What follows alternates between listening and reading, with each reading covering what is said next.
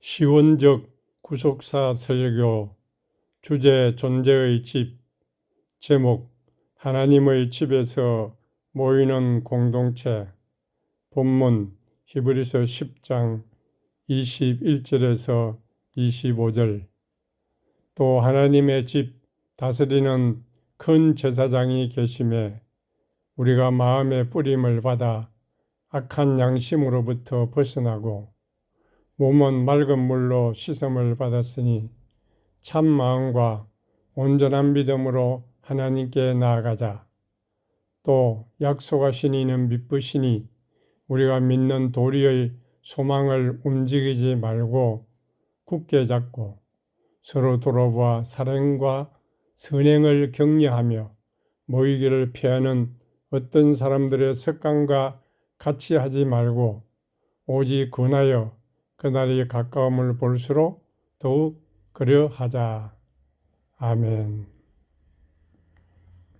우리는 문 앞에 서 있습니다. 차가운 공기가 어깨를 스치고 햇살 한 줄기가 현관 틈을 비춥니다. 그러나 이 발걸음은 단순히 찾아오는 길이 아닙니다. 우리는 이미 준비된 집, 하나님께서 거하시도록 마련하신 공간 안에 서 있는 존재입니다. 하이데거의 관점으로 보면 다자인, 즉 인간 존재는 본래 세계 안에 던져진 존재로서 자기 자신을 준비하지 못한 상태에서 이곳에 놓입니다. 그럼에도 하나님은 이미 집을 마련하셨습니다. 이는 시온적 구속사, 곧 하나님의 초대가 이미 이루어진 상태를 나타냅니다. 우리는 이 집의 현관에서 들숨과 날숨 속에서 하나님의 숨결을 감지하며 서 있습니다. 한 성도가 처음 교회에 나오기를 결심했지만 문 앞에서 한참을 멈춰서 있었다고 합니다. 들어가야 할까? 그냥 돌아갈까? 마음이 흔들렸습니다. 그러나 그는 문이 활짝 열려 있고 누구든 환영받는 공간이라는 사실을 발견했습니다. 문을 열고 들어가는 순간 그는 교회가 단순한 건물이 아니라 하나님께서 거하시는 집이라는 것을 느꼈습니다. 그때 그는 찾아가는 것이 아니라 초대받은 존재로 서 있는 것을 깨달았습니다. 오늘 나는 하나님의 집 현관에 서 있는 존재임을 의식하고 있습니까? 혹은 아직 밖에서 망설이고 있습니까? 현관에 서는 순간 하나님께 내 마음을 맡기고 들어가는 결단을 오늘부터 의식적으로 실천해 보십시오. 교회의 문은 누구에게나 열려 있습니다. 망설임보다 한 걸음이 당신을 새로운 다자인의 체험으로 이끌 것입니다. 본문 21절에서 우리는 메가로스 히에레우스, 즉 큰 제사장을 만납니다. 예수님은 단번에 성소에 들어가 우리를 하나님께로 연결하시는 분입니다. 과거 유대교 제사장들은 반복적인 제사로만 성소에 나아갔습니다. 그러나 예수님은 영원한 제사장으로서 시간과 공간의 구속사를 통틀어 인간 존재가 하나님과 연결되는 길을 여십니다. 구약의 제사장은 한정된 기간 동안만 반복적으로 제사를 드림으로 죄를 임시로 가렸습니다. 그러나 예수님은 한 번의 희생으로 영원히 완전한 속죄를 이루신 제사장입니다.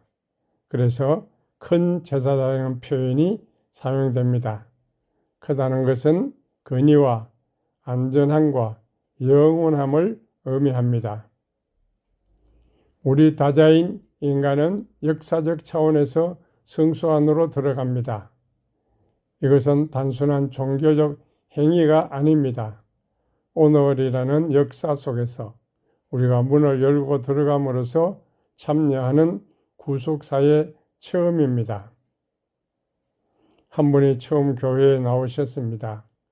그분은 말하기를 처음 문을 열고 교회 안으로 들어가는 순간 낯설고 두려움도 있었지만 예수님께서 제 길을 열어주시는 것을 느꼈습니다.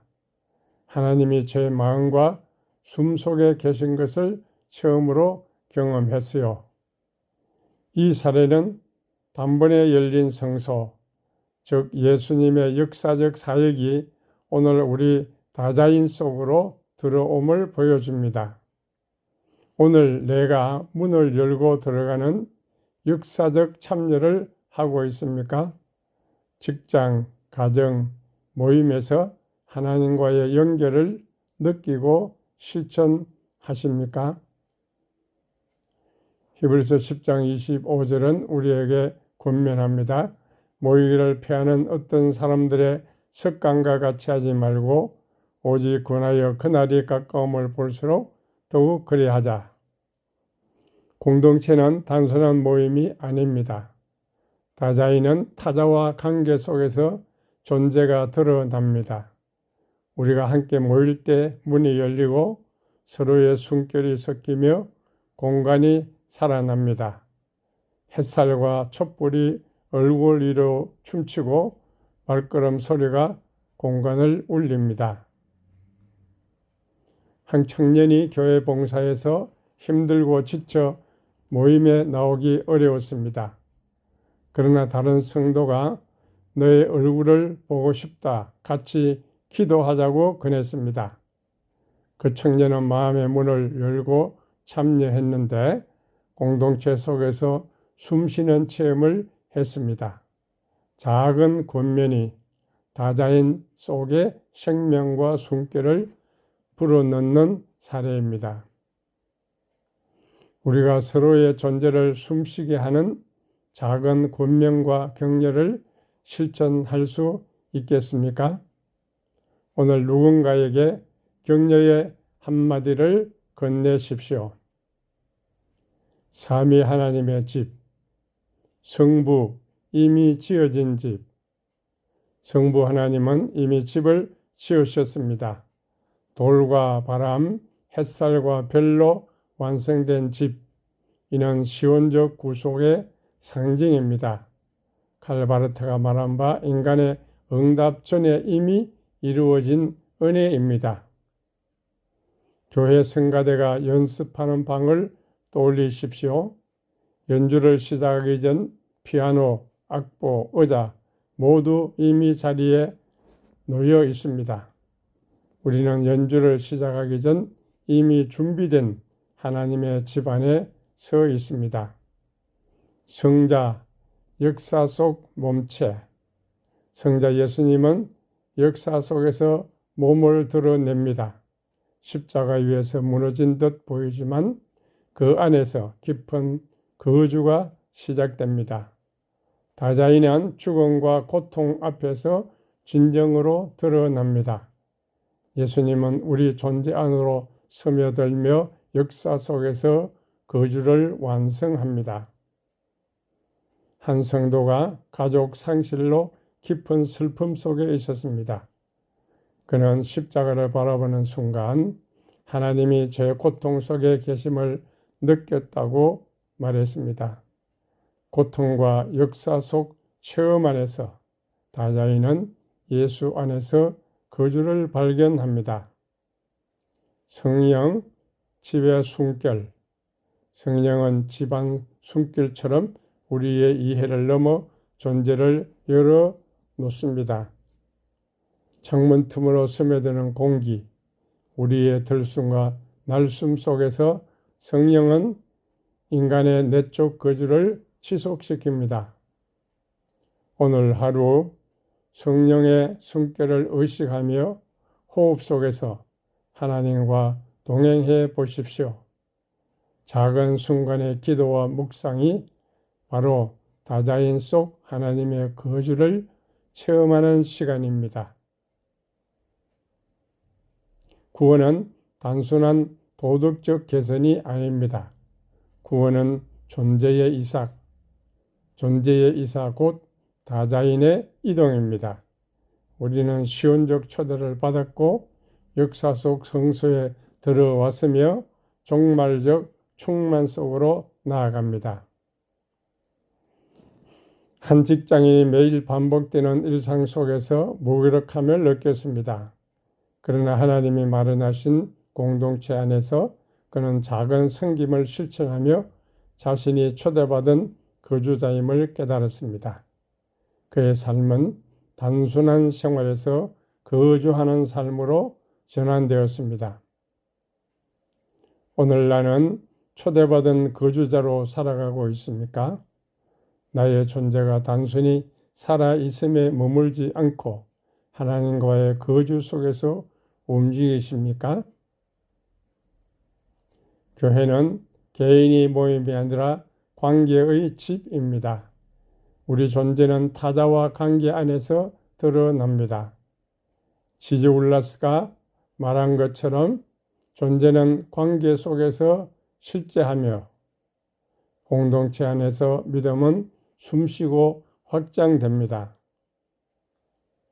한 자매가 새로 교회에 나오기 시작했을 때 아무도 관심을 가져주지 않았다면 그녀는 금세 떠났을 것입니다.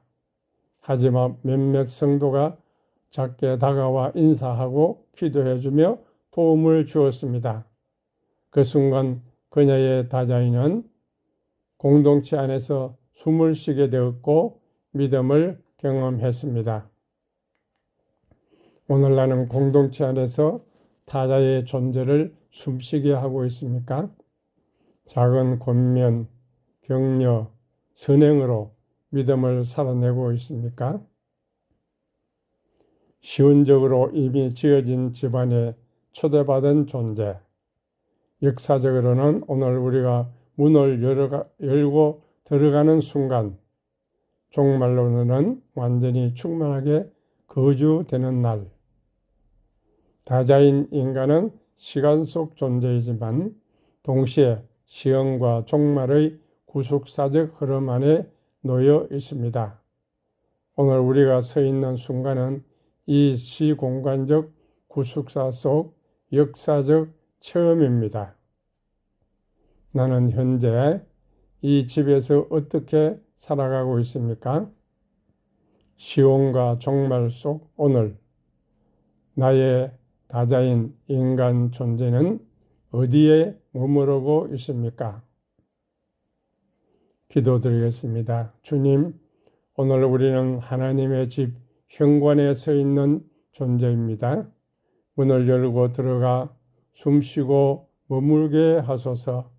서로의 믿음을 숨쉬게 하며 사랑과 선행으로 오늘 하루를 충만하게 살아가게 하소서. 말하려 하지 않고 침묵 속에서 하나님을 듣게 하소서. 소유하려 하지 않고 받는 자로 살아가게 하소서. 하나님의 집 안에서 빛과 바람과 숨결 속에 영원히 거하게 하소서. 예수 그리스도 이름으로 기도합니다. 아멘.